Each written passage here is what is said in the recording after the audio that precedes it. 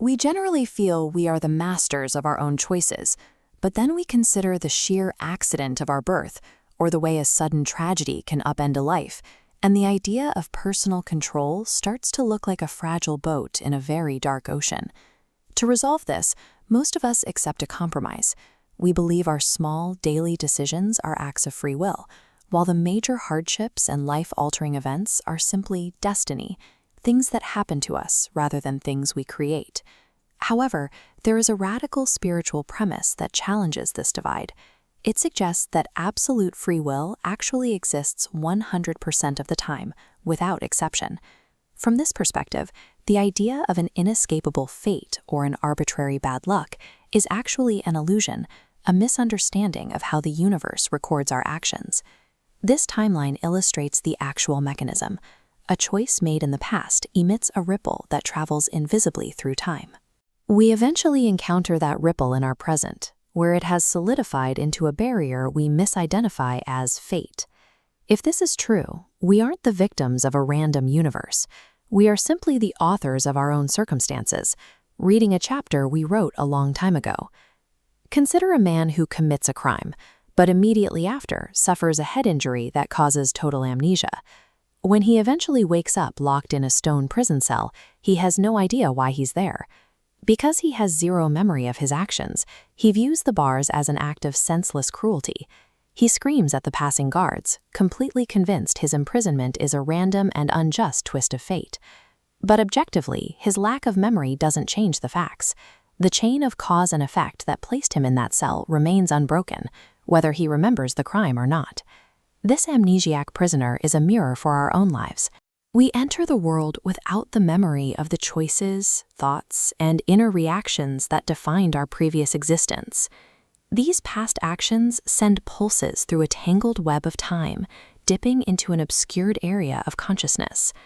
Eventually, the pulse emerges to strike our present reality, manifesting as a limitation that feels like a prison, even though we initiated it.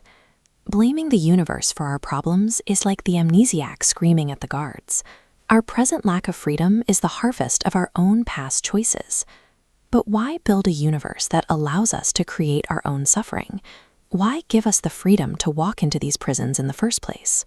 If a creator forced us to be perfect or happy, it wouldn't be a world of freedom. It would be a world of slavery, where our choices didn't actually matter.